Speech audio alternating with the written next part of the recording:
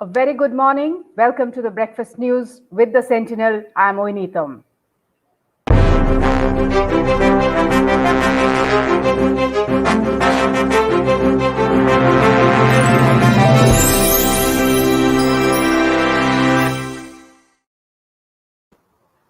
Let me run you through the top headlines in today morning's The Sentinel. First, the story is about Atul Bora being re-elected as the president of Assam Gana Parishad. Sidelining founder party president Prafulla Kumar Mahanta, Atul Bora was unanimously re-elected Assam Gana Parishad president on Thursday. The 11th Central General Council meeting of the party was held at its headquarters at Ambari here in Guwahati amidst a legal hurdle. The civil court had issued a notice to the party on Wednesday not to hold its 11th General Council meeting till November 19 this year. However, re-elected party president Bora said that they got the court's notice only after an hour of the conclusion of the meeting. In fact, the tweet that you see on your screens is Mr. Bora thanking all the karmakartas and office holders for re-electing him as the party president in the General Council meeting. This is Atul Bora's second term as the party president, as the AGP party president. He is also the agriculture minister in the Sarbanand Sonowal-led cabinet of Assam. Now, in fact, referring to the civil court's order, President Bora said that the party is taking advice of legal experts for the next course of action in the aftermath of the court's order. So that is one of our top stories this morning. The next important story, of course, is from the national capital. Prime Minister Narendra Modi made an unscheduled address to the captains of the Indian defense industry to assure them that Atmanirbhar Bharat, or self-reliant India, is not an inward-looking idea but is for a stable global order. So that is one of the visual there. That's a tweet from the Prime Minister's office. And here is what the Prime Minister said, and I quote him: Atmanirbhar Bharat will make the global economy resilient, stable, and will work towards world peace. India has potential to be a supplier of defense equipment to friendly countries. India will be a net security provider in IOR, which is Indian Ocean region, unquote. The Prime Minister was addressing all defense stakeholders during a webinar organized by the Federation of Indian Chambers of Commerce and Industry, that's FICCI, jointly with the Department of Military Affairs, Ministry of Defense, on Atmanirbhar Bharat Defense Industry Outreach webinar. Moving back to decisions taken by the Council of Ministers of Assam, some of the key decisions were taken at its meeting yesterday. The meeting, of course, was chaired by Chief Minister Sarbanand Sonowal. That was the cabinet meeting of the Assam government. The cabinet took several important decisions, including enhancing the age limit to apply for jobs of the 3rd and 4th grade categories in government departments. The age limit now goes up to 40 years from 38 years. And of course, the cabinet also approved the Assam Skill University Bill, paving the way to set up the varsity at Mangaldoy in Darang district at an estimated cost of 900 rupees. The meeting further approved the Assam Heritage Protection and Preservation Bill to be tabled in the ensuing monsoon session of the Assam Assembly. The Assembly is scheduled to start from August 31st. The bill seeks to protect and preserve all the heritage sites across the state. The council's meeting also decided to exclude the areas that fall under the Rabha Hasong Autonomous Council as well as the Tiwa Autonomous Council from the proposed Assam State Capital Region. The cabinet meeting also approved the insurance scheme of 50 lakh rupees for journalists, home guards, and casual workers in case they are infected with COVID-19 and subsequently die while performing their duties. So some of the very significant decisions there taken by the Assam cabinet at its meeting held yesterday. Moving on to some news about the COVID scenario, the number of total positive cases in Assam stands at 98,807, inching very, very fast towards the 1 lakh mark. The number of active cases, however, stands only at 19,219. 79,307 patients have been discharged so far. The death toll has gone up to 278. Meanwhile, as far as our story here on today morning's The Sentinel goes, the majority of asymptomatic COVID-19 positive patients under home isolation in Assam do not have pulse oximeters nor personal or assigned doctors.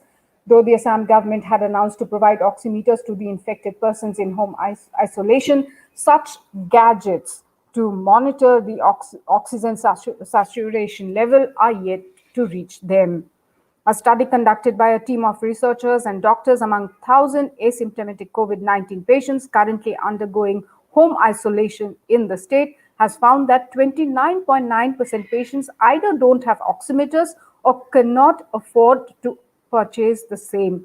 On the other hand, 23.3% of these patients do not have any personal or assigned doctors. So, of course, these are things that the State Health Minister, Mr. Himanta Biswa Sharma, has been stressing upon, that if you opt for home isolation, these are some must-haves like the oximeter, so that you can monitor your oxygen levels, which is very, very critical if you are a COVID patient.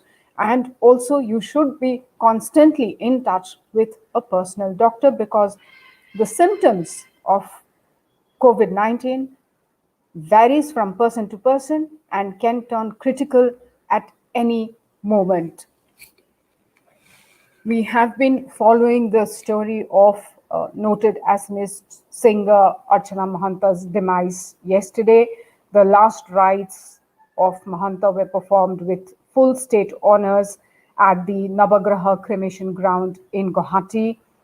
Archana Mahanta passed away yesterday at around 11:30 in the morning. She was undergoing treatment at a city hospital. She had suffered a stroke in mid-July, and she was there in the hospital since.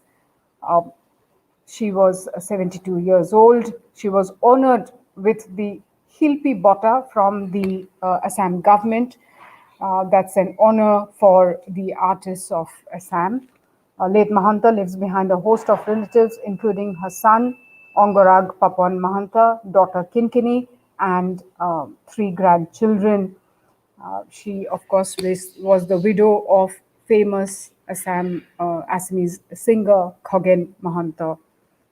We had covered the story extensively yesterday, her journey from the hospital to her residence, and then, of course, for her final rites, she was laid to rest yesterday evening at the Navagraha crematorium here in Guwahati with full state honors. Many of the eminent artists of the state, including Zubin Garg, they were present there. The Chief Minister's office was represented by the legal advisor to Chief Minister, Mr. Shantanu Bharali. Of course, Minister Nabodale was there at Archana Mahanta's residence to pay his last respect to the artist. Now, moving on to stories from the other northeastern states. Of course, news reports have been coming in about the JEE and NEET exams scheduled for first week of September and mid-September. Many of the chief ministers, in fact, has demanded that the examinations be postponed given the COVID situation scenario at this point of time. Now, here is the story that we have reported in the Sentinel today morning. Despite there being no major protests, a section of students from the northeastern states want the deferment of the JEE and NEET examinations scheduled for next month. In the 8 northeastern states, 53,235 MBBS undergraduate aspirants and 21,236 engineering JEE mains Candidates will sit for the examinations in 148 and 23 centers respectively. 148 centers for the MBBS candidates and 23 for the engineering candidates for JEE.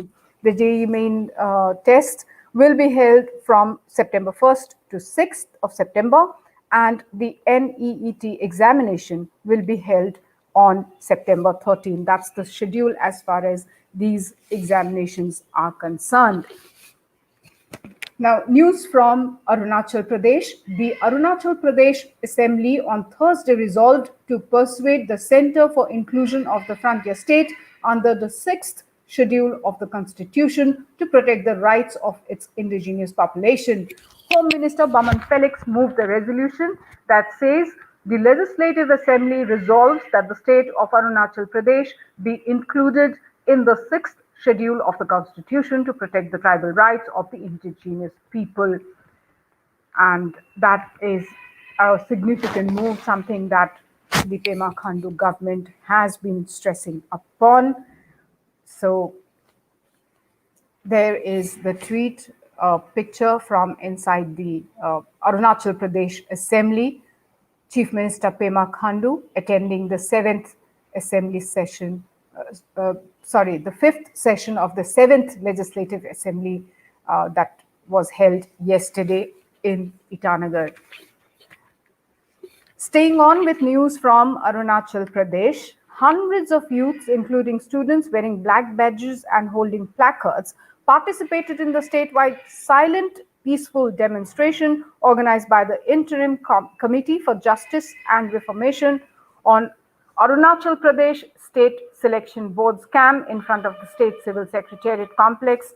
This was done a couple of days back. The ICJR had declared August 25th as a Black Day over the issue. So a silent protest there by the youth and students of Arunachal Pradesh against the Arunachal Pradesh State Selection Board scam, something that has been going on in that particular state for quite some time.